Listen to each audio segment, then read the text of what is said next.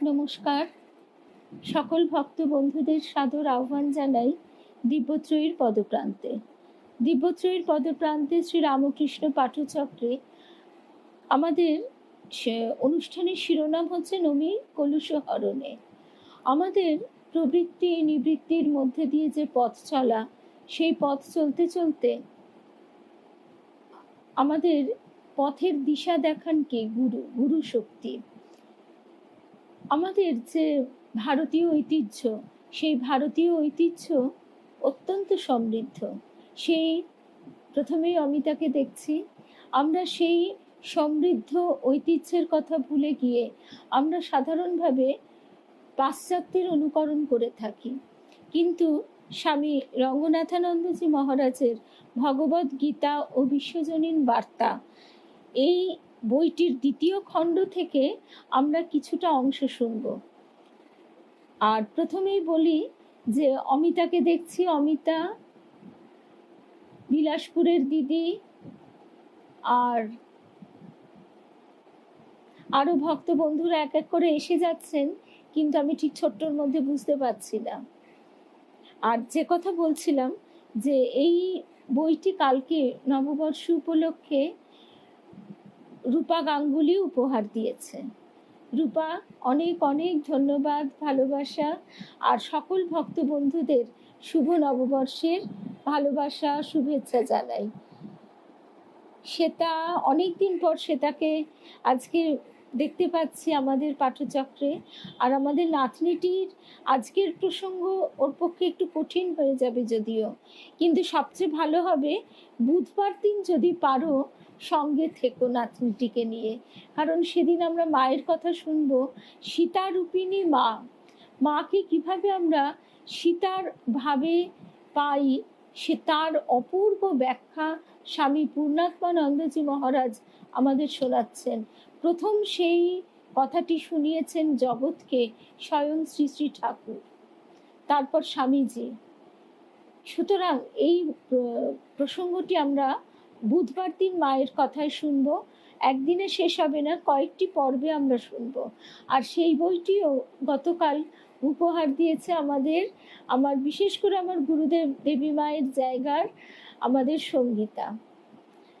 সেই বই থেকে আমরা বুধবার থেকে শুরু করব। আর এই বইটি দিয়েছে আমাদের রূপা। তাহলে আজকে সকল ভক্ত বন্ধুদের শুভ সন্ধ্যা, শুভ নববর্ষের প্রীতি ও শুভেচ্ছা জানিয়ে শুরু করি। মহুয়াকে দেখতে পাচ্ছি, রিনাদি, রুমাদি, সকলকে শুভ নববর্ষের প্রীতি শুভেচ্ছা প্রণাম জানাই। আর গতকাল আমরা লালজির কাছে গিয়েছিলাম, সেই কথাও একটু বলি। গতকাল লালজি নিচে আসেন প্রতি পয়লা বৈশাখ, পয়লা জানুয়ারি, অর্থাৎ লালজি তার ভক্ত সন্তানদের বছর শুরুর প্রথম দিনটিতে দুহাত ভরে আশীর্বাদ দেন। আর তার সঙ্গে যে শুভ দৃষ্টি হয়, সেই শুভ দৃষ্টির আলোকে পথ চলা। তো লালজির কাছে আমরা ছিলাম কালকে সারাটি সন্ধে। আর ফুলমার জন্মশতবার্ষিকী উদযাপনের শুভ সূচনা হলো শতদীপ প্রজ্বলন এবং শত শঙ্খধ্বনির মধ্যে দিয়ে। তা আজকে আমরা যে বিষয়টি শুনব, ভগবদ গীতা ও বিশ্বজনীন বার্তা, স্বামী রঙ্গনাথানন্দজি মহারাজ তিনি গীতার যে ব্যাখ্যা করেছেন, সেই ব্যাখ্যাটি কিন্তু আমাদের বর্তমান যুগোপযোগী। আর অনেকের মনেই এই কথাটাই আসতে পারে যে 5000 বছর আগেকার বিষয় আজকের দিনে কিভাবে প্রযোজ্য হয়। কিন্তু আমরা যদি লক্ষ্য করে দেখব যে কিছু কিছু আচার ব্যবহার, রীতি নীতি পাল্টে যায়, অবশ্যই পাল্টে যায়। যেমন ঠাকুর বলছেন কোম্পানির আমলে আর মোগল আমলের টাকা কি আর কোম্পানির আমলে চলে?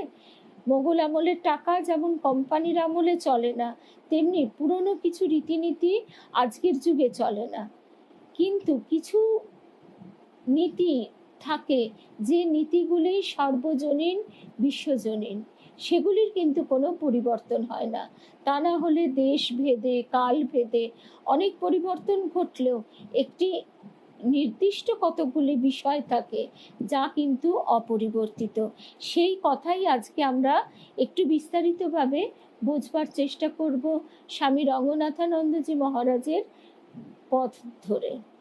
তিনি বলছেন, সাধারণভাবে আমাদের কি হয় যে আমরা ভোগের দ্বারা তাড়িত হই, অর্থাৎ আমার এই জিনিসটা আমি ভোগ করতে পারছি না বলে আমার অন্তর বিক্ষুব্ধ হয়। তাহলে কি দেখা যাচ্ছে যে যে ভোগ্য বস্তুটি বা ভোগ করবার ওপর আমার কোনো প্রভুত্ব নেই, সেটি আমার উপর প্রভুত্ব করছে। অর্পিতা, সুস্মিতা, শুভ সন্ধ্যা, রুমাদি, শর্মিলা ত্রিবেদী, সকল ভক্ত বন্ধুদের শুভ নববর্ষের প্রীতি শুভেচ্ছা জানাই। আর এখানেও মহারাজজি সেই ব্যাখ্যাটি দিচ্ছেন যে কখনোই বলা হয়নি যে ভোগ করো না, কখনোই বলা হয়নি তোমার প্রয়োজন মিটিও না। সেখানে বলা হয়েছে যে একটি নির্দিষ্ট সীমারেখার বাইরে আপনাকে অবশ্যই সংযত হতে হবে, ভোগ ইচ্ছার রাশ টেনে ধরতে হবে। তাই আমরা দেখতে পাই যে বহু মানুষ বহু কিছু থেকেও তার চিত্ত কিন্তু অসন্তোষে পরিপূর্ণ। অন্যদিকে কোনো কিছুর পেছনে ছোটাকে বলা হয়েছে প্রবৃত্তি। সংযমের কথা বোঝাতে নিবৃত্তি শব্দটি ব্যবহার করা হয়েছে। সংযমের কথা বোঝাতে নিবৃত্তি শব্দটি ব্যবহার করা হয়েছে, আর অন্যদিকে কোনো কিছুর পেছনে ছোটাকে বলা হয়েছে প্রবৃত্তি। আমরা কি? আমরা প্রবৃত্তির দাস। অর্থাৎ কারোর প্রতি আমার একটা আবেগ উথলে উঠলো, সেই আবেগের বিচার আমরা করতে পারলাম না। সেই আবেগের যথার্থ বিচার না করে আবেগতাড়িত হয়ে যদি আমরা কোনো সিদ্ধান্তও নিই, সেই সিদ্ধান্তও কিন্তু কখনোই সঠিক হবে না। সেই আবেগের অবস্থা রাগ, দুঃখ, শোক ইত্যাদি, উচ্ছ্বাস, অনেক কিছুই হতে পারে। এই অন্তহীন প্রবৃত্তির খ্যাপামিকে, এই অন্তহীন প্রবৃত্তির খ্যাপামিকে সংযত রাখার নাম নিবৃত্তি বা প্রত্যাহার। অর্থাৎ আমার এতে কোনো প্রয়োজন নেই, একে বাদ দিয়েও আমার জীবন চলতে পারে, এমন একটা মনোভাব। কেবল মননশীল ব্যক্তিরাই এই রকম দৃঢ় সিদ্ধান্ত নিতে পারেন, কারণ অতীন্দ্রিয় আধ্যাত্মিক জীবনের আলোর আভাস তারা দেখতে পান। তা না হলে কি হয়, বহু ক্ষেত্রে বহু সময় শোনা যায়, ভালো লাগছে না, বোর হচ্ছি, শপিং মলে চলো, সিনেমা দেখো, রেস্টুরেন্টে খাও। অর্থাৎ বাহ্যিক যে ভোগের প্রবৃত্তি, সেই ভোগের প্রবৃত্তিতে আরো বেশি আমরা ইন্ধন যোগাচ্ছি। কারণ কি? মননশীল ব্যক্তিরাই এই সিদ্ধান্ত নিতে পারে, কারণ অতীন্দ্রিয় আধ্যাত্মিক জীবনের আলোর আভাস তারা দেখতে পান। কিন্তু দূরদর্শন প্রচারিত বিজ্ঞাপনগুলি এখন তো দূরদর্শন শুধু নয়, স্বামী রঙ্গনাথানন্দজি মহারাজ যে সময় লিখেছেন, বা প্রথমে এগুলি বক্তৃতা হিসেবেই তিনি জনসাধারণের সমক্ষে এই চিন্তা ভাবনাগুলি প্রকাশ করেছিলেন। পরবর্তীকালে সেটি পুস্তক আকারে ইংরেজিতে সেগুলি লেখা হয়। তা আমরা এর বঙ্গানুবাদ থেকেই শুনছি। তার সেখানে বলা হচ্ছে কি, দূরদর্শন টিভিতে প্রচারিত বিজ্ঞাপনগুলি আজ আমাদের মগজ এমন বিগড়ে দিচ্ছে যে একটি বিজ্ঞাপন দেখার সঙ্গে সঙ্গেই আপনার মনে হতে থাকে যে সেই বিজ্ঞাপিত বস্তুটি আপনার চাই। এগুলি আমাদের নতুন করে বুঝতে হয় না, আমরা সবাই বুঝি, কিন্তু কার্যক্ষেত্রে দেখা যায় আমরা প্রবৃত্তির দাস হয়ে ঠিক সেইটি অনুসরণ করছি। আমরা সবাই বুঝতে পারছি বিজ্ঞাপনের প্রলোভনের ফাঁদে, তবুও আমরা পা দিচ্ছি। আর আজকে তো শুধু দূরদর্শন নয়, মহারাজজি যে সময়ের কথা বলেছেন, এখন ফোন থেকে শুরু করে সর্বত্র এই যে সেই এইরকম ঢঙের পোশাক চাই, এইরকম সাজগোজের জিনিস চাই, এইরকম ব্যাগ, এইরকম ঘর সাজানো, প্রত্যেকটা জিনিসকে আমাদের কাছে কিভাবে তুলে ধরা হচ্ছে, আমাদের মনে একটা চাহিদা তৈরি করা হচ্ছে। এইভাবে যদি আমি ঘর সাজাতে না পারি, তো আমার জীবন বৃথা হয়ে গেল। এইভাবে কৃত্রিমভাবে আপনার মনের চাহিদার সৃষ্টি করা হয়। বর্তমানে আমেরিকার বেশ কিছু লেখক এই অপকর্মের বিরুদ্ধে প্রতিবাদ করেছেন। তাদের অভিযোগ, বিজ্ঞাপনদাতারা মানুষের মনে চাপ সৃষ্টি করে তাদের তৈরি ভোগ্য পণ্য কিনতে বাধ্য করছেন।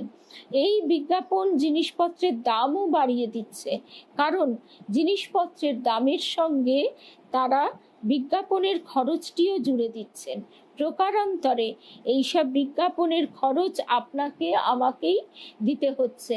এই রকম ড্রিঙ্কস না খেলে আমার সন্তানের শরীরের পুষ্টি হবে না, এই কথাটা যেন তেন প্রকারেণ যদি একবার পিতামাতার মাথায় ঢুকিয়ে দেওয়া যায়, তাহলে কি হয়? তাহলে সে তার সমস্ত কিছু ত্যাগ করেও সেইটি পাওয়ার জন্য একেবারে দৌড়বে। কিন্তু ধীরে ধীরে আপনি বুঝবেন যে এইটি পরিস্থিতি। সভ্যতা যত জটিল হচ্ছে, ততই মানুষ নিজের পছন্দ ও প্রয়োজন স্থির করার স্বাধীনতা হারাচ্ছেন।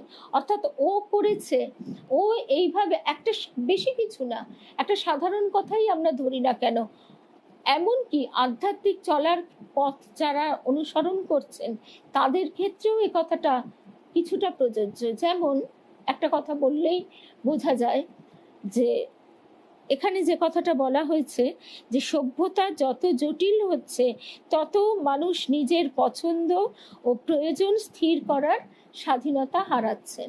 এবার কি হবে? এবার যে সেটা তো হলোই, এটা খুব সাধারণ কথা যে এইভাবে এই বার্থডে সেলিব্রেট করছে, বিবাহ বার্ষিকী সেলিব্রেট করছে, আমাকেও করতে হবে, আমার মনের ওপর চাপ সৃষ্টি হচ্ছে। এবার আধ্যাত্মিক পথে যে চলবার চেষ্টা শুরু করেছে তার ক্ষেত্রেও তাই।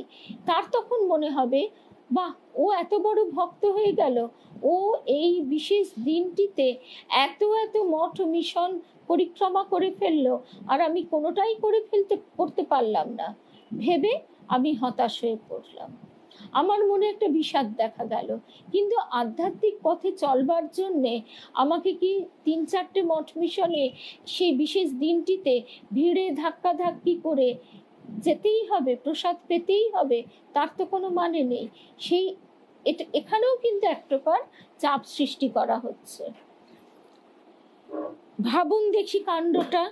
এই হলো ভোগবাদী সমাজের সমস্যা, যার মুখোমুখি হতে হচ্ছে আমাদের। তাহলে এই সমস্যা কাটিয়ে ওঠা যাবে কি করে? তার উত্তরে বলা যায়, আমাদের প্রয়োজন এমন এক দর্শন যা মানুষকে কেবল ইন্দ্রিয় উপভোগকারী জীব হিসেবে গণ্য করে না। অর্থাৎ ছোট থেকেই মানুষ যদি ভোগবাদের পিছনে না দৌড়য়, তাহলে তার মানসিক গঠনটা হবে একরকম। বাবা মাও ভোগবাদের পিছনে দৌড়চ্ছে, সন্তানও দৌড়চ্ছে, তাহলে কি হবে? সন্তান পিতামাতার দেখেই শিখছে, সেও জানছে যে আমার জন্মদিন আমাকে এইভাবে ঘটা করে পালন করতে হবে। কিন্তু সেখানে যদি সে দেখে যে তার পিতামাতা তাকে কোনো সেবামূলক কাজে উদ্বুদ্ধ করছে, তাহলে সেটা দ্বারাই সে প্রভাবিত হবে। এখন এক্ষেত্রে অনেকেই বলতে পারেন, সঙ্গীতা, আজকে প্রথমেই কালকে যে 2টি বই উপহার পেয়েছি, রূপার বইটা থেকে আজকে আমরা শুনছি, আর আগামী বুধবার থেকে আমরা মায়ের কথা শুনবো। আজকে সারাটা দিন এই বইগুলির সঙ্গেই কেটেছে।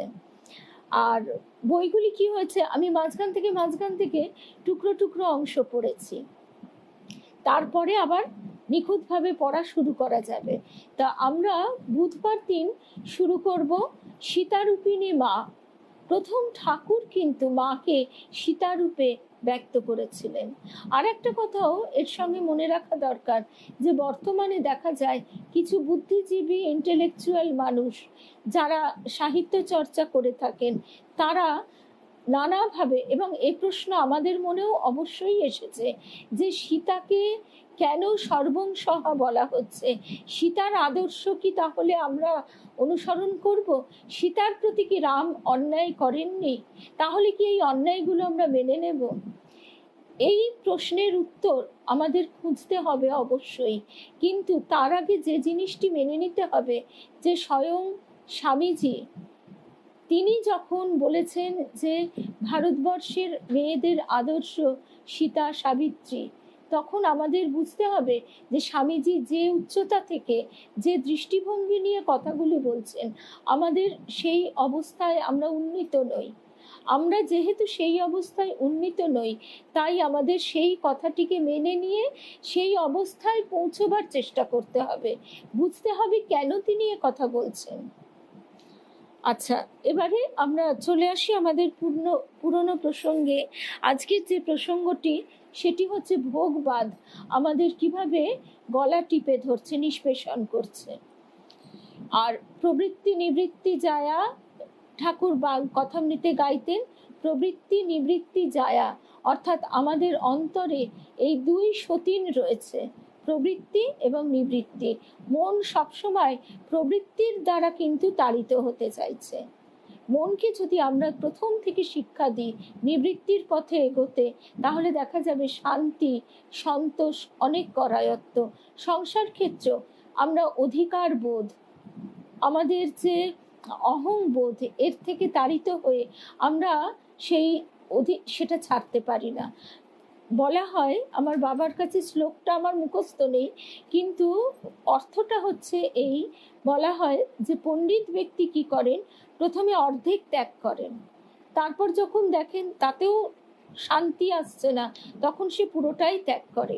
অর্থাৎ এই নিবৃত্তি পথে গেলেই কিন্তু যথার্থ শান্তি, সেইটি স্বামী রঙ্গনাথানন্দজি মহারাজ আমাদের অত্যন্ত বিশ্লেষণ সহকারে বোঝাচ্ছেন।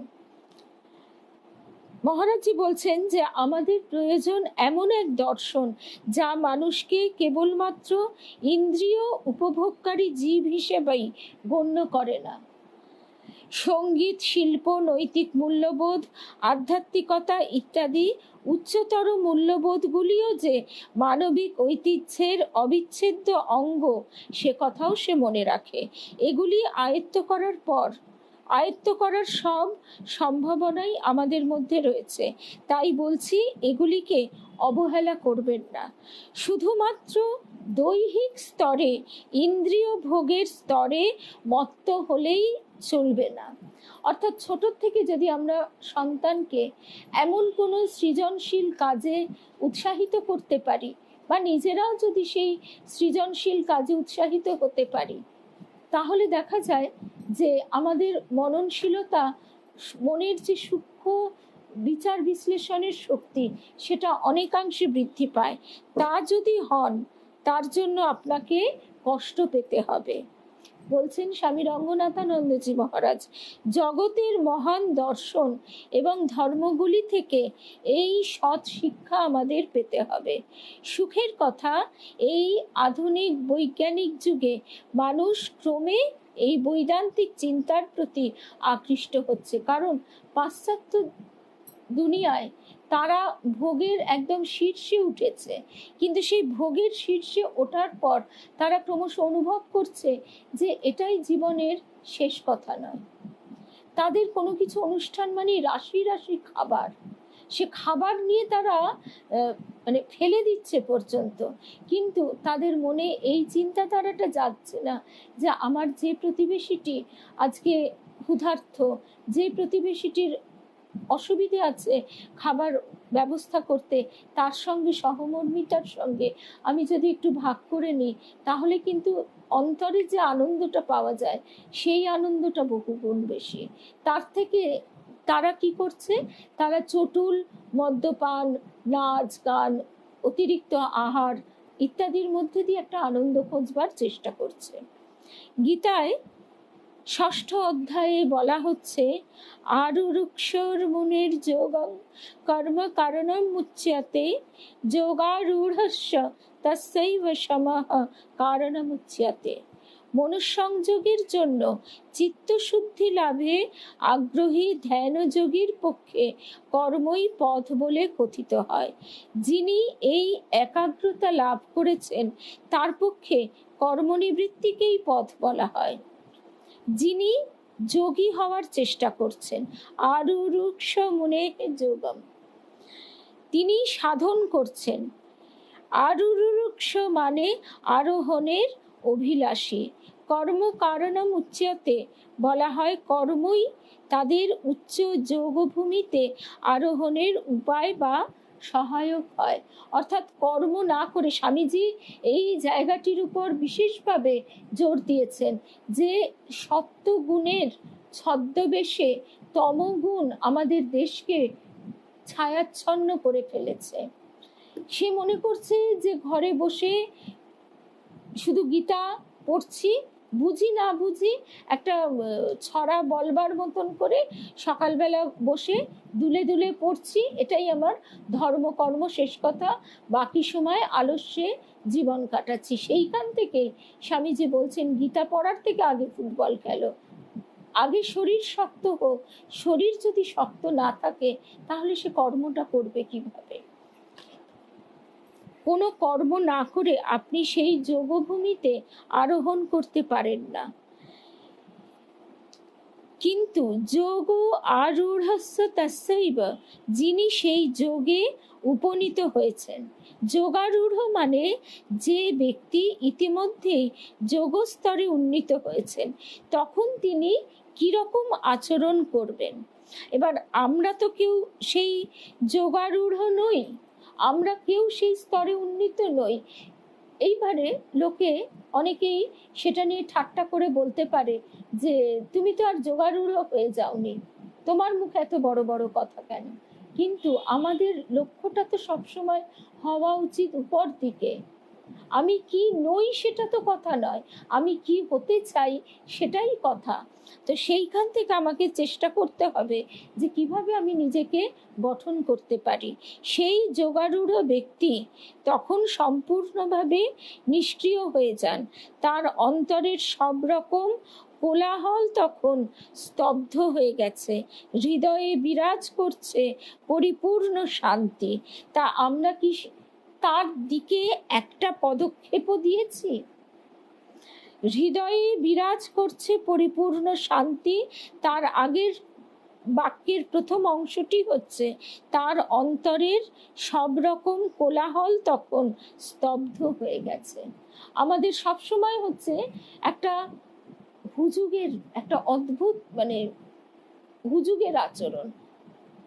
আমি নিজেকে কিভাবে গঠন করতে চাই এর থেকেও বড় কথা আমি কিভাবে লোকের চোখে নিজেকে দেখাতে চাই, এইটাই হয়ে যায় সবচেয়ে বড় জিনিস। আর তখন সেই জায়গা থেকেই আমরা প্রাণ শক্তির অপচয় ঘটাই। প্রাণ শক্তির অপচয় না ঘটিয়ে প্রাণ শক্তিকে আরো গাঢ়ভাবে যদি আমরা সুসংবদ্ধ করতে পারি, তাহলে কিন্তু আমাদের অন্তরের বিকাশ অনেক বেশি সুন্দরভাবে ঘটে। অতএব এই হলো দুটি পর্যায়। যখন আপনি যোগী হওয়ার চেষ্টা করছেন তখন আপনাকে কঠোর পরিশ্রম করতে হবে, কিন্তু একবার যোগী হয়ে গেলে আপনার সকল কর্মের অবসান হবে। সুতরাং যখন হয়ে যাওয়া হবে তখনকার কথাটা তো এখন ভেবে লাভ নেই। তখন আপনার সব প্রয়োজন ফুরিয়েছে, আপনার মন আর বাইরে বাইরে ছুটে বেড়ায় না। তখন আপনি নিজের ভিতর এমন অমূল্য বস্তুর সন্ধান পেয়েছেন যে গভীর প্রত্যয়ের সঙ্গে আপনার মন দিনরাত বলতে থাকবে চাই না, আমার আর কিছুই চাই না। এই যে অন্তরের আনন্দের আভাসটুকুও যদি কেউ পায়, ঠাকুর বলছেন, গুরুদেব বলছেন, দেবীমার কাছেও শুনেছি, দেবীমাকে ঠাকুর স্বয়ং বলছেন যে দেখ এই পথে পথ চলাটাও আনন্দের। ঠিক এই কথাটাই কথামৃতে কিভাবে আছে? কথামৃতে আছে যে তুমি যত সমুদ্রের দিকে এগোবে তত ঠান্ডা বাতাস গায়ে লাগবে। আজকাল তো আমরা এসি ট্রেনে পুরী যাই, কিন্তু আগে আগে মোটেই এসি ট্রেনে পুরী যেতাম না। সারা রাত্রির ওই জানলা বন্ধ করে গরমের মধ্যে থেকে যেই ভোরবেলা পুরী স্টেশনে নামতাম, একটা যেন ঠান্ডা ঝলক এসে লাগতো। এই ভাবটা প্রত্যেকের ভেতর চারিয়ে যেত ট্রেন থেকে নামার পর। সেই ভাবটা ঠাকুরের সঙ্গে সঙ্গে ঠাকুরের বলা কথাটা মনে পড়ে যেত। আর মনের ভেতর আরেকটা জিনিস চলকে উঠতো, কখন জগন্নাথ দর্শন করব। তাহলে এই আভাসটুকুই যখন আমরা পাই, তখন কিন্তু আমাদের মন আর কিছুতেই এই হুজুগে মারতে চায় না। এই জিনিসটা আমাদের খুব ভালো করে বুঝতে হবে। কারণ আমরা যত, একটা লেখাপড়া করছে কেউ, খুব সহজ একটা উদাহরণ দিলে বোঝা যায়, একটা কেউ লেখাপড়া করছে, সেখানে তাকে কতখানি ধ্যানস্থ নিমগ্ন হতে হয়, কি কেউ একটা অফিসের কাজ করছে, তাকে কতখানি ধ্যানস্থ নিমগ্ন হতে হয়। তার চারপাশে যদি হই হট্টগোল চলে, সে কি তখন তার 5টা বন্ধু বান্ধব জুটিয়ে এনে সবাই মিলে হই হই করতে করতে কাজটা করে? কখনোই না। ঠিক তেমনই আমি যদি সত্যি আধ্যাত্মিক পথের আনন্দ পেতে চাই, তাহলে এই নীরবতার মধ্যে ডুব দিতেই হবে, ডুব দেবার চেষ্টা করতেই হবে। আমাদের দার্শনিকরা কখনোই বলেন না আপনি শুকনো তপস্বী হন। ছোট ছোট জিনিস আপনি এই কারণেই ত্যাগ করেন যে আপনি তাদের থেকে উৎকৃষ্টতর, উচ্চতর, অধিকতর মূল্যবান কোনো কিছু লাভ করেছেন। যেমন এটাও একটা খুব সাধারণ উদাহরণ। এটা আমাদের পরিবারে, মানে আমি আমার বাবা মার সঙ্গে যখন থাকতাম, তখন এই জিনিসটার সঙ্গে আমার পরিচয় ঘটেছে। কিরকম, আমার বাবাও রান্না করতে ভালোবাসতেন, পারতেনও নানান রকম। বিশেষ করে তখনকার দিনে এত রেস্টুরেন্টে খাওয়ার চল ছিল না, কিন্তু আমরা ছোটবেলায় মাঝে মাঝে বছরে 1বার কি 2বার রেস্টুরেন্টে খেতে যেতাম। তা তখন মানে একটা হতো ওই পুজোর বাজার করতে যেতাম, করে ফেরবার সময়, আর একটা শীতকালে একটা কলকাতায় আমরা একটা বড় করে বেড়াতাম, সেই রকম এরকম 2টো দিনে, কথায় কথায় সেটা হতো না। তা সেই রান্নার রেসিপিগুলো বাবা কত সময় শেফের কাছ থেকে বন্ধুত্ব পাতিয়ে শুনে এসে, তখন এত তো ইউটিউব বা নানা রকম পদ্ধতি ছিল না, বা নিজের এক্সপেরিমেন্টের মধ্যে দিয়ে, আর ছিল ঠাকুর বাড়ির রান্না, তারপর আরো সব পুরনো পুরনো রান্নার বই ছিল, সেইগুলোকে এদিক ওদিক করে নানা রকম ক্রিয়েটিভিটির মধ্যে দিয়ে তাকে উৎকর্ষতার মধ্যে নিয়ে যাওয়া। কিন্তু প্রতিদিনের যে রান্না খাওয়া, সেটাকে কিন্তু খুব ছোট করে রাখা হতো। দৈনন্দিন জীবনের যে কাজটা, সেটাকে অত 5-6 পদের আয়োজন করে বড় করা হতো না। যেদিন রান্না করা হবে সেদিন রান্নাই করা হবে, বা সেরকম ভাবে যেদিন আমার বাবা খুব সুন্দর, বাবা মা সবাই বাটিকের কাজ জানতেন, বাটিকের কাজ করতো, তখন সেটাই মুখ্য। সেদিন হয়তো যে কারণে আমি আবার ছোটবেলায় রান্নাটা তাড়াতাড়ি শিখেছিলাম, সেদিন আমার ওপর পুরো দায়িত্ব দেওয়া হলো, ভুল হোক ঠিক হোক খারাপ হোক ভালো হোক, তাই তারা হাসি মুখ করে খাবে, কিন্তু আমাকে পুরো স্বাধীনতা দিয়েছে। তোমার দায়িত্ব আজকের দিনে আমাদের সকলের এই ব্যবস্থাটা করা, আমরা সম্পূর্ণভাবে আজকে এই দিকে মনোনিবেশ করব, এইভাবে বাগান করা, গাছ করা, কুকুর ট্রেনিং দেওয়া, ঘর সাজানো, ছবি আঁকা, যোগাসন প্রাণায়াম ইত্যাদি করা, এরকম বিভিন্ন দিকে আমার বাবার খুব মানে ছিল। তা সেই সময়ে এই জিনিস কথাটা বিশেষ করে মহারাজজির বলা খুব গভীরভাবে অনুভব করতে পারছি, যে ছোট ছোট জিনিস আপনি এই কারণেই ত্যাগ করেন। তখন কোথায় কোন পরিপাটিটি হলো না কি হলো, সেটা নিয়ে প্রতিদিন যদি আমি সেটাই করতে থাকি, তাহলে সেটা করতে করতেই আমার 24 ঘন্টার মধ্যে অর্ধেক সময় চলে যাবে। বহু বাড়িতে দেখা যায় যে বই একদম পরিপাটি করে সযত্নে গোছানো, আবার বহু বাড়িতে দেখা যায় তারা পড়তে পড়তে আর এখন এই বইটা বার করছে, তখন ওইটা করছে, করতে করতে হয়তো অতটা গোছানো নেই। তাহলে কেন উৎকৃষ্টতর, উচ্চতর, অধিকতর মূল্যবান কোনো কিছু লাভ করছে সে? এবং সেই সুখের সর্বোচ্চ বস্তু হলো আধ্যাত্মিক উপলব্ধি। আধ্যাত্মিক উপলব্ধির আগে এই স্তরগুলো পেরিয়ে যাওয়া যায়, সেই উপলব্ধি থেকেই পূর্ণতা বোধ আসে, এবং এই পূর্ণতা লাভই মানবিক ক্রমবিকাশের লক্ষ্য। বিংশ শতাব্দীর জীবতত্ত্ব এই এক কথা বলছে। জীববিজ্ঞানীরা বলছেন দৈহিক পরিতৃপ্তি, বংশবৃদ্ধি এবং শারীরিক অস্তিত্ব রক্ষা এগুলির কোনোটাই মানবিক ক্রমবিকাশের লক্ষ্য নয়। এখন বহু ক্ষেত্রে দেখা যায় আমাদের দেশে এই তীর্থ ভ্রমণ চিরকালই একটা বিশেষ কথা, এবং আমরা ছোটবেলায় এই বিষয়টি নিয়ে রচনা লিখতেও মানে স্কুলে আমরা সে কাজটিও করতাম, যে ভ্রমণ কেন আমাদের বিশেষ একটা শিক্ষণীয় ব্যাপার। কিন্তু বহু ক্ষেত্রে আজকাল কি দেখা যায় যে আমরা একটা সেখানে গিয়ে একটা রিসর্টে গিয়ে পুরো ভোগের মধ্যে আকণ্ঠ ডুবে গেলাম, একটা সুইমিং পুলে সাঁতরানো, মদ খাওয়া, তারপর আরো কি সব হয় যেগুলো, নাচ গান, সেই সবই হতে লাগলো। অথচ ঠিক সেই রিসর্টের পাশেই সেখানকার যে জনজীবন, সেখানকার মানুষদের যে জীবন শৈলী, সেগুলির প্রতি কোনো আকর্ষণই রইল না। এইখানেই হয়ে যাচ্ছে তফাৎটা। তো এই জন্যই বলা হচ্ছে যে শুধুমাত্র দৈহিক পরিতৃপ্তি, বংশবৃদ্ধি এবং শারীরিক অস্তিত্ব রক্ষা এগুলির কোনোটাই মানবিক ক্রমবিকাশের লক্ষ্য নয়। ঠাকুর বলছেন সাধারণ মানুষের মনটা কোথায় থাকে? লিঙ্গগুহ্য নাভি, অর্থাৎ ওই শুধু দেহের সুখ, দেহের সুখের থেকে আরেকটু উচ্চতর অবস্থা হচ্ছে মনের সুখ। যেমন একটা উদাহরণ, যে মানুষটা খুব কষ্ট করে ট্রেকিং করছে, খুব কষ্ট করে ফটোগ্রাফি করছে, খুব কষ্ট করে ছবি আঁকছে, তার কি গা দিয়ে টপ টপ করে ঘাম ঝরছে, বাগান করছে, তার কি হচ্ছে? তার তখন দৈহিক বোধটা কিন্তু চলে যাচ্ছে। যে মানুষটা ঘন্টার পর ঘন্টা গান গাইছে, রেওয়াজ করছে, বাজনা তার চর্চা করছে, তখন তার আঙুল কেটে যায়, সে তার বাজাতে গেলে আঙুল একদম চিড়ে চিড়ে যায় তানপুরা বাজাতে গেলে, কিন্তু তখন তার সেই যন্ত্রণা বোধটা দেহে থাকছে না। এই জায়গা থেকেই আমরা বুঝতে পারছি যে আমাদের এর থেকে উচ্চতর আনন্দ হচ্ছে মানসিক আনন্দ লাভ।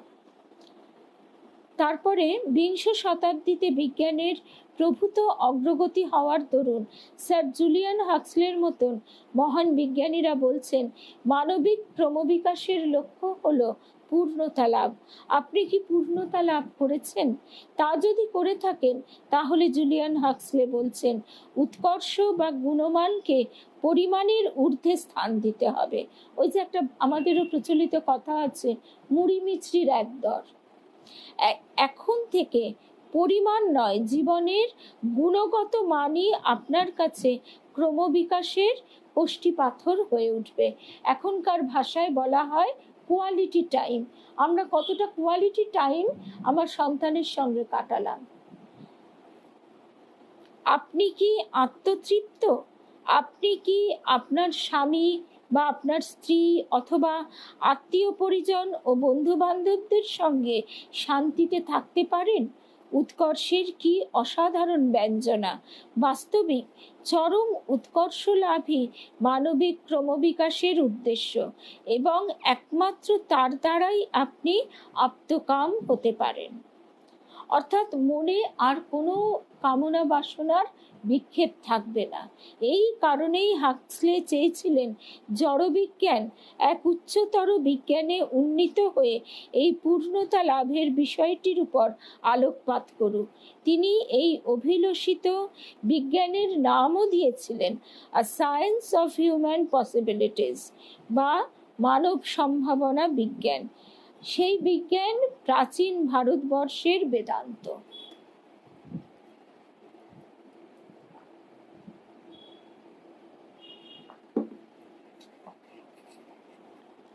আর সেই কথাই স্বামীজি বললেন, আমাদের মা সেই বনের বেদান্তকে ঘরে নিয়ে এলেন।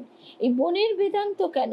সংসারে যে ঝড়ঝাপটা থাকে, যে ধরনের ক্ষুদ্রতা সংকীর্ণতা থাকে, সেখান থেকে অরণ্য বা নির্জনে গেলে কি হয়, মানুষ অনেক শান্তভাবে তার বিষয়টি নিয়ে চর্চা করতে পারে। যেমন দেখা যায় আমরা একটা স্টাডি বা পড়ার ঘর আলাদা করলাম, সেখানে সংসারের কোনো ঝুটঝামেলা সেটা কোনো বাড়ির গৃহিণীর পক্ষে খুব একটা সহজলভ্য হয় না অনেক ক্ষেত্রে, কিন্তু বর্তমানে সেটাও হচ্ছে। আমরা মেয়েদের এখন সেই সুযোগও করে দিচ্ছি। ছেলেদের ক্ষেত্রে সেটা আমরা ছোটবেলা থেকেই দেখে এসেছি, সেটা অনেক সহজলভ্য। অর্থাৎ সে শুধু পড়াশোনা নিয়ে থাকে, সে আর কোনো কিছু তাকে মাথা ঘামাতে হয় না, এবং সংসার তাকে সেটা সাপোর্টও করছে। তাই এখানেও তাই আমরা দেখছি যে ঠাকুর যেমন গৌরীমাকে যখন বলছেন যে মানুষ করবার কথা, আমি জল ঢালছি তুই কাদা চটকা, গৌরীমাও কিন্তু একই কথা বললেন, এই শহরে বসে আমি পারবো না, তুমি আমায় কটা মেয়ে দাও, আমি হিমালয়ে নিয়ে গিয়ে গড়ে এনে দিচ্ছি। সঙ্গে সঙ্গে ঠাকুর বললেন যে না, তোকে এই টাউনে বসেই কাজ করতে হবে। অর্থাৎ এই সংসারে যারা যেখানে যে অবস্থায় আছে তাদের প্রত্যেকের ভিতর আলো ছড়াতে হবে। আমি গিয়ে শুধু আমারটুকু করে নিলাম, আমার জ্ঞান বুদ্ধি বিকশিত হলো, তাতে জগতের কি হলো? স্বামীজিও কিন্তু সেটাই চেয়েছিলেন প্রথমে। তখন ঠাকুর বললেন, ছ্যা ছ্যা, ভেবেছিলাম তুই না বটগাছ হবি, কতজনকে আশ্রয় দিবি। এখানেও আমাদের একটা কথা বুঝতে হবে, অযাচিতভাবে আমরা যদি জ্ঞান দিতে যাই, সেখানে ঠাকুর কাশীপুর উদ্যানবাটিতে এই ঘটনাটির কথা স্মরণ হচ্ছে যে স্বামী অভেদানন্দজিকে স্বামীজি ছুঁয়ে দিয়েছিলেন, সঙ্গে সঙ্গে ঠাকুর অভেদানন্দজির কালী, তখন তার ভিতরে একটা আলাদা অনুভূতি জাগে। ঠাকুর কিন্তু স্বামীজিকে তখনই বকলেন, বললেন কি, জমা হতে না হতেই খরচা। এই কথাটা বিশেষ প্রণিধানযোগ্য, জমা হতে না হতেই খরচা। অর্থাৎ অযাচিতভাবে কাউকে জ্ঞান দেবার থেকে নিজেকে গঠন করাটা আগে জরুরি। আমরা যদি নিজেরা গঠিত হতে পারি, আমাদের অন্তরে যদি সেই আলোটি জ্বলে ওঠে, তাহলে সেই আলোতে আমরা নিজেরাও যেমন পথ চলতে পারি, আমাদের সঙ্গে যারা থাকে তারাও তো সেই আলোটা দেখতে পাবে। টর্চ একজনের হাতে থাকলে আশপাশের লোকেরাও যেমন আলো পায়। এখানে বলা হচ্ছে যে তারপর যে ভারতবর্ষের প্রাচীন বেদান্তই সেই বিজ্ঞান, যে বিজ্ঞান বলে যে আপনার আমার প্রত্যেক মানুষের মধ্যেই সম্ভাবনা রয়েছে, এবং প্রত্যেক মানুষই উদ্বেগ জয় করে যথার্থ শান্ত ও স্থিতধীর হয়ে উঠতে পারে। উদ্বেগের মূল কারণই কিন্তু বাসনা, প্রবৃত্তির তাড়না। এরপর হচ্ছে আমরা আজকে আরেকটু শুনতে পারি, বেশি বাজেনি, তবে বিষয়টি যেহেতু কঠিন সেহেতু আমরা অল্প অল্প করে শুনে চেষ্টা করব নিজেদের জীবনে প্রতিফলিত করবার। যেমন আমাদের প্রত্যেকের কাছেই বই থাকে, প্রত্যেকের কাছেই মহারাজজিদের বিভিন্ন প্রসঙ্গের যে আলোচনা শোনবার সুযোগ থাকে, কিন্তু আমরা সারাদিন ধরে শুনছি, কিন্তু নিজে কি করছি সেটা বিচার করে আমরা যেন সেই পথটা নিতে পারি। যেমন আজকে যে প্রধান মূল সুরটা কি হলো, যে এতক্ষণ যে এত কথা শুনলাম, তার মূল সুরটা হলো যে অন্তরের কোলাহলকে কমিয়ে আগে নীরব করতে হবে। ঠাকুর তো বারবার বলছেন যে জলে যদি ঢেউ ওঠে কি করে ছায়া পড়বে, চাঁদের ছায়াটা তো পড়বেই না। তাই আগে তো মনকে শান্ত করবার চেষ্টা, আর মন কিন্তু মোটেই সহজে শান্ত হয় না। ভাবছি শান্ত হলো, কিন্তু হঠাৎ দেখা গেল কোথা থেকে আবার একটা ঢেউ উঠে এলো। আচ্ছা, এবার যে কথাটা বলা হচ্ছে সম, কথাটির অর্থ কর্ম প্রচেষ্টার নিবৃত্তি, কারণ হৃদয় তখন সম্পূর্ণ শান্ত এবং স্থির। দেবীমা বলতেন যে 24 ঘন্টার মধ্যে তোমার মনটা যদি 2 মিনিট, প্রথমে 2 মিনিট, 1 মিনিট, 2 মিনিট সম্পূর্ণ শান্ত হয়, সেটাই জানবে পরম পাওয়া। এবং সেই যে শান্ত হবে, যথার্থ শান্ত, সেই সময় তোমার যে অনুভূতি হবে, সেই অনুভূতিটি তোমাকে আকর্ষণ করবে, যে মনকে তুমি তখন চাইবে আরো শান্ত করতে। তখন সেটা 1-2 মিনিট থেকে 5 মিনিট হবে। যখন এখানে মহারাজজি বলছেন, যখন হ্রদের জল সম্পূর্ণ শান্ত, একটিও বুদবুদ বা তরঙ্গ সেখানে থাকে না। বুদবুদ বা তরঙ্গ কি? ও আমাকে এই কথাটা বলল, ও আমাকে হেনস্থা করলো, ও আমাকে অপমান করলো, তার মনে হলো সে বলল। আমি যদি আমার অন্তরে তাকে না ঢোকাই তাহলে তো আর সে ঢুকতে পারলো না। বাইরে থেকে আমরা অনেককে অনেক উপদেশ জ্ঞান দিতে পারি, কিন্তু সেগুলি দেওয়া একরকম, আর নিজের জীবনে বুঝে সেটাকে প্রতিফলিত করার মধ্যে তফাৎ, এবং সেই তফাৎটা বুঝে নিজেকে শান্ত না করা অবধি কখনোই প্রয়োগ করা যায় না। এই অবস্থাকেই বলা হচ্ছে সম, অর্থাৎ একদম নিস্তরঙ্গ মনের অবস্থা। কিন্তু এইবার দেবীমা যে কথাটা সহজ করে বলেছিলেন সেই কথাটাই মহারাজজি বলছেন, মনের এই অবস্থা তখনই হয় যখন আপনার মধ্যে পূর্ণতার অনুভূতি জেগে ওঠে। সেটা যদি ক্ষণিকের জন্যও হয়, সেই ক্ষণিকের আনন্দটার জন্যই আবার আপনার ইচ্ছা হবে আনন্দটা যেন আমি আরেকবার পাই। যখন আপনি যথার্থই তৃপ্ত, তখনই আপনার এই সমভাব আসবে। তালব্য সম। ক্ষুধার্ত হলে আপনি ভিতরে ভিতরে উদ্বিগ্ন হন, উত্তেজিত হয়ে ভাবেন আমাকে খেতে হবে, আমার খাদ্য চাই। এইভাবে বাসনা জাগ্রত হয় এবং কাজ শুরু হয়ে যায়। আপনি রাঁধেন, তারপর খান। খাওয়ার পর আপনার স্বস্তি এবং তখনই পরিপূর্ণতা বোধ জাগে। উদরপূর্তির পর যদি কেউ ফের আপনাকে খেতে দেয় তবে আপনি নিশ্চয়ই বলবেন, না আমি খাবো না, এখন আমার পেট ভর্তি, আমি এখন পরিতৃপ্ত। এ তো আমাদের প্রাত্যহিক অভিজ্ঞতা, যদিও এই তৃপ্তি তাৎক্ষণিক। আর দর্শন এবং আধ্যাত্মিকতা বলে যে সার্বিক পরিপূর্ণতা বোধের একটি অবস্থাও আছে, যখন মন আর কখনোই বহির্জগতের কোনো কিছুর প্রতি ধাবিত হয় না। সেটি হলো ঈশ্বর উপলব্ধির অবস্থা, সেটি হলো যোগের অবস্থা। যোগারূঢ়, যিনি সেই যোগাবস্থায় দৃঢ়ভাবে প্রতিষ্ঠিত। আমরা প্রতিষ্ঠিত নই, কিন্তু ওই যে পুরী স্টেশনে নামলে যেমন ঝলকটুকু পাওয়া যায়, যেত, এখনো যায়, ঠিক সেই রকম একটা তৃপ্তির আভাস যদি পাই, তখনই আমাদের ভিতরের ইচ্ছাটা জাগ্রত হবে যে এই ইচ্ছা, তৃপ্তিটা, এই আনন্দটা আমি এখন এক মুহূর্তে পাচ্ছি, এবার সময়টা বৃদ্ধি পাক। শ্রী রমন মহর্ষির কথাই ধরুন, করুণা ছাড়া আর কোনো কিছুই তাকে তার অন্তর্মুখীন অবস্থা থেকে বাইরে টেনে নিয়ে আসতে পারত না, শুধুই করুণা। বুদ্ধ এবং যিশুর মতো ব্যক্তিত্বেও এই নিগূঢ় করুণা বর্তমান ছিল। আমরা প্রাচীন ভারতের সাধক ও সাধিকা, সেখানেও ঠিক একই জিনিস দেখছি। তোতাপুরীজি, আদি শঙ্করাচার্য, বর্তমানে শুনছি চৈলঙ্গ স্বামীর কথা, তিনিও ভিড় ভাট্টা মেলা, সেখানে দেখছেন শোকার্তা মাতাকে সামনে শায়িত পুত্র, তার ভিতর থেকে হঠাৎ সেই করুণা উদ্বেলিত হয়ে উঠল। তিনি সেই করুণা ধারায় স্নাত করালেন, সেই দুঃখের অপনোদন ঘটালেন। কিভাবে?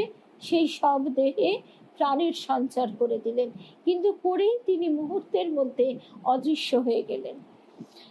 সেই করুণায় দ্রবীভূত হয়েই তারা উপদেশ দিতেন, সেই করুণায় দ্রবীভূত হয়েই শ্রী গুরু শক্তি রামকৃষ্ণ রূপে আবির্ভূত হয়েছেন, এবং বর্তমানে সেই গুরু শক্তি প্রবাহিত হচ্ছে আমার আপনার সকলের গুরুর মধ্যে দিয়ে।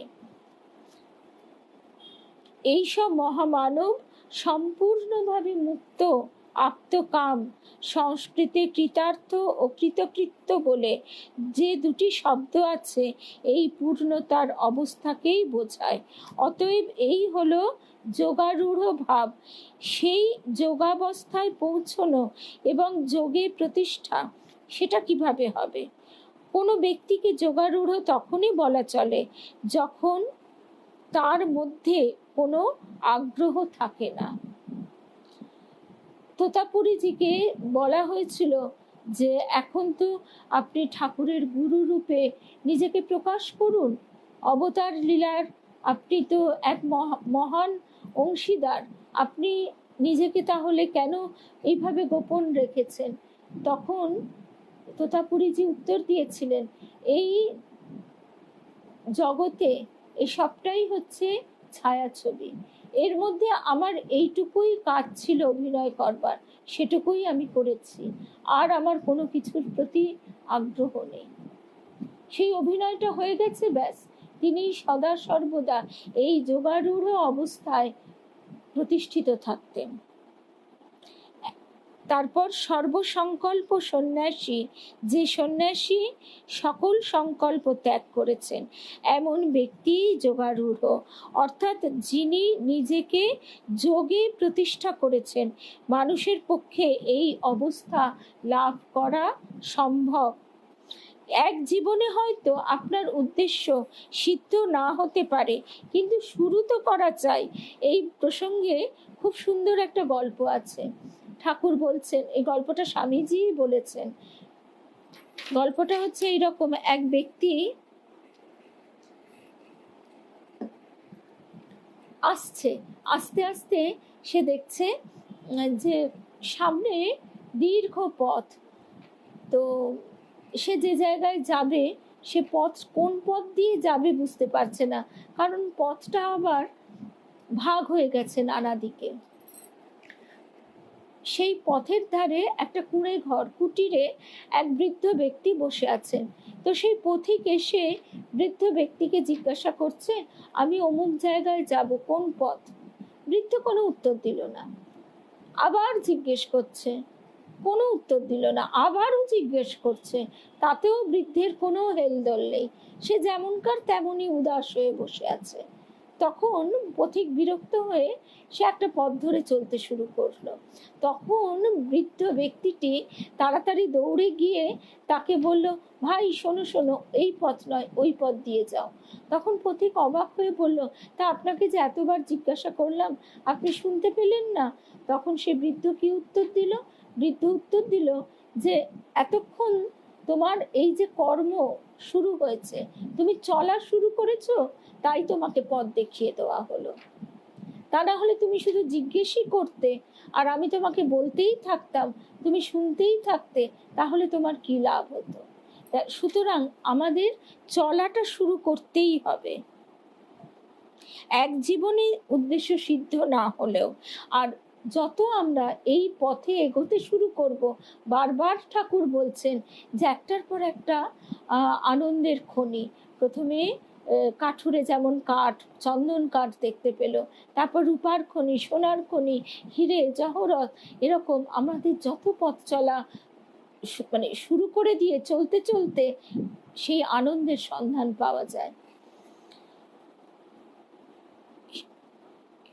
শুরু তো করা চাই, সেই লক্ষ্য সামনে রেখে অন্তত একটু তো এগিয়ে যাওয়া চাই। উদ্বেগ ও সংঘাতের ঊর্ধ্বে উঠে এই জীবনেই একটু আনন্দ, সত্যিকারের শান্তির আস্বাদ তো পাওয়া চাই।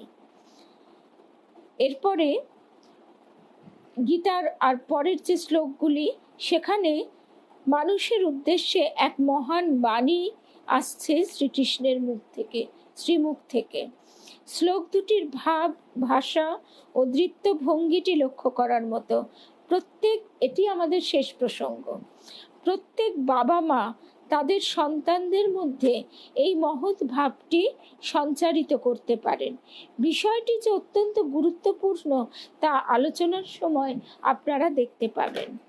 পঞ্চম শ্লোকে বলা হয়েছে, উদ্ধরেদাত্মনাত্মানং নাত্মানমসাদবেত আত্মৈব হ্যাত্মনো বন্ধুরাত্মৈব রিপুরাত্মনঃ। সুদীপ্তা আছে, সুদীপ্তা এবং আরো অনেকেই, ওরা খুব সুন্দরভাবে গীতা পাঠ করতে পারে। আমি পারি না, যতটুকু পারলাম চেষ্টা করলাম। এবারে এর বাংলা অর্থটা হচ্ছে এই রকম, নিজের চেষ্টায় উঠে দাঁড়াও, নিজের চেষ্টায় উঠে দাঁড়াও, নিজেকে অধোগামী করো না, কারণ কেবল তুমি তোমার বন্ধু এবং তুমি তোমার শত্রু। এটি বিস্ময়কর উক্তি, কারণ আমাদের প্রবণতা নিজের দুঃখ কষ্টের জন্যে অন্যের ঘাড়ে দোষ চাপানো, এটা সংসারে আমরা সব সময় দেখতে পাই। আজ বিশেষত এই আধুনিক সভ্যতায় এই প্রবণতা মানুষকে অষ্টপ্রহর গ্রাস করে রয়েছে। ফলে আমার বর্তমান অবস্থার জন্য দায়ী কে? কেন? আমার বাবা অথবা মা অথবা সমাজ অথবা ঈশ্বর? এই ধরনের উত্তরই আমরা দিয়ে থাকি। সব দোষ অন্যের উপর চাপিয়ে এটা জাহির করতে চাই যে আমি কোনো কিছুর জন্যই দায়ী নই। এমনকি শিশুরাও আজকাল বলে যদি তাদের কাজে কিছু দোষ ত্রুটি থাকে তবে তার জন্য দায়ী তাদের বাবা মা। আমি নির্দোষ, অতএব আমার উপর দোষ চাপানো কেন? এই হচ্ছে তাদের মনোভাব। কিন্তু এ ধরনের দৃষ্টিভঙ্গি বর্জন করে বরং এই নতুন ধারণা পোষণ করা হিতকর। উদ্ধারেদ আত্মান আত্মানম, নিজেই নিজেকে উদ্ধার করো। ধরা যাক, কি সুন্দরভাবে মহারাজজি ব্যাখ্যাটা দিচ্ছেন। ধরা যাক অল্প বয়সে আপনি কোনো দুর্ব্যবহার পেয়েছিলেন। এটা আমরা সবাই পাই, তার মানেও আমরা বুঝি না, অযৌক্তিকভাবে পাই, বিনা দোষে পাই। কিন্তু আপনি যদি ইতিবাচক দৃষ্টিভঙ্গি গ্রহণ করেন তাহলে সেই কুপ্রভাবকে আপনি কাটিয়ে উঠতে পারেন। এইখান থেকেই রবি ঠাকুর লিখছেন, দুঃখের তিমিরে যদি জলে তব মঙ্গল আলোক তবে তাই হোক। ধাক্কাটা লাগা দরকার। সেই ইতিবাচক মানসিকতাটি কি? নিজেই নিজেকে উদ্ধার করব, এই ভাব। অতএব নিজেই নিজেকে টেনে তুলুন। সর্বদা অন্যের কাছ থেকে ধাক্কা খাওয়ার দরকার নেই। ভাবুন, আমার এই দুর্ভাগ্য হয়েছিল, তার জন্য আমি দুঃখ কষ্টও পেয়েছি, কিন্তু এখন আমাকেই তা কাটিয়ে উঠতে হবে এবং সেই শক্তি আমার মধ্যে আছে। এই আত্মবিশ্বাস জাগলে এই অশুভ চিন্তাগুলি আপনার থেকেই দূর হয়ে যাবে। কিন্তু তা না করে কেবল অন্যদের ওপর দোষারোপ। যেমন সংসারে কেউ একটা কোনো কটু কথা বলল, এবার আমি যদি সারাদিন সেটাই ভাবতে থাকি, কেন বলল, আমার কি দোষ ছিল, আমার কোনো দোষ নয়, ও আমার জায়গায় থাকলে কি করত, এগুলো না ভেবে সেখান থেকে আমি নিজেকে কিভাবে উন্নত করবার দিকে এগোতে পারি, প্রথমত সেই চেষ্টা। আর দ্বিতীয়ত হচ্ছে সেই দুঃখকে কখনোই বেশি প্রশ্রয় না দেওয়া। কারণ দুঃখার্ত শোকার্ত মন কখনোই শক্তিশালী হতে পারে না। আমাদের দেহে যদি ব্যাধি থাকে, আমরা যেমন দুর্বল হয়ে পড়ি, মনেও যদি দুঃখ থাকে, শোক থাকে, আঘাতটা তো মনেও লাগে, সেটা থাকে, তাহলে দেখা যায় যে আমরাও কিন্তু মনের জোর হারিয়ে ফেলি। সেখান থেকে ক্রমশ আমাদের ভিতরে একটা নিষ্পৃহ ভাব কিন্তু জেগে ওঠে। আমরা ক্রমশ বুঝতে পারি যে সংসারে প্রত্যেকের নিজের দৃষ্টিভঙ্গিতে ব্যবহার করে, বিচার করে। এবং আমরা প্রত্যেকে এক একজনের কাছে এক এক রকম, আমাদের প্রত্যেকের কাছে ভিন্ন ভিন্ন ব্যক্তিত্ব। সেই ব্যক্তিত্বকে আমরা অন্যের স্বীকৃতির উপর নির্ভর করে উত্তেজিত হয়ে পড়ি। তার থেকে আমি সমস্ত অন্যের দৃষ্টিতে আমি কেমন সেটা বিচার না করে আমি নিজে কেমন সেই দিকে যদি ধ্যান দিই, সেই নীরবতার মধ্যে দিয়ে তার বোঝবার চেষ্টা করি, তাহলে কিন্তু ফলটি পাওয়া যায়। কোনো ছাত্রকে জিজ্ঞাসা করুন, কেন তুমি পরীক্ষায় ফেল করলে? কজন বলবে যে সে অবহেলা করেছিল? সে বলবে শিক্ষক পড়াননি। অবশ্য আজকের দিনে ভারতবর্ষে একথাও সত্য যে সব শিক্ষক ভালো পড়ান না, অথবা প্রশ্নপত্র অহেতুক অত্যন্ত কঠিন হয় এবং যেসব প্রশ্ন পরীক্ষায় আসে সেগুলি ক্লাসে ঠিকমতো পড়ানো হয় না। কথাগুলি কম বেশি যুক্তিযুক্ত, কিন্তু পরীক্ষায় ব্যর্থতার আরও একটি কারণ আছে, যে হয়তো আমি ভালোভাবে পড়িনি। এই উত্তরটি কজন দেয়? এই উত্তরটি দেওয়া ভালো, আমি ভালোভাবে পড়িনি, সব দোষ আমি নিজে নিচ্ছি, আমি নিজেকে সংশোধন করব। এইভাবে এই রকম ভাবনা আপনাকে শক্তি যোগাবে, নিজের যোগ্যতা সম্পর্কে আপনাকে সচেতন করে তুলবে। এই অবধি আজকে শুনলাম, এবং এই বিষয়গুলি একসঙ্গে অনেকটা শোনার মতো নয়, বিষয়গুলি একটু একটু করে ধীরে ধীরে আয়ত্ত করবার জন্যই যেন আমরা নিজেকে প্রস্তুত করি। এবং আজকের কথার মূল সুরটা কিন্তু এখানেই, যে প্রথম দরকার নীরবতা। অন্তরের কোলাহল থেকে যতই আমরা নিজেকে মুক্ত করতে পারবো, ততই আমাদের ধারণ শক্তি বেড়ে যাবে, ততই আমরা যেগুলো শুনছি পড়ছি সেগুলি অন্তরে ধারণ করতে পারবো। তাহলে আজকে এই অবধি হলো। আগামীকাল মঙ্গলবার প্রাচীন ভারতের সাধক ও সাধিকা, আমাদের প্রসঙ্গ শুরু হয় 8:30টায়। 8:30 থেকে 9:30 আমরা ত্রৈলঙ্গ স্বামীর কথা শুনছি। আর প্রতি বুধবার, এবার থেকে সময়টা একটু এগিয়ে নিতে হবে ছেলের টিউশনের সঙ্গে সামঞ্জস্য করে, 7টা থেকে আমরা মায়ের কথা শুরু করব। 7টা থেকে 8টার মধ্যে শেষ হয়ে যাবে। আবার 15 মিনিটের বিরতি দিয়ে আমরা 8:15 থেকে 9:15, 9:30, যতক্ষণ না পুত্র বাড়ি ফিরছে, আমরা গৌরীমার অনুধ্যান শুনব। তাহলে আজকে এখানেই। শুভরাত্রি। জয় রামকৃষ্ণ। শ্রীরামকৃষ্ণময়। শুভরাত্রি। জয় রামকৃষ্ণ। জয় মা।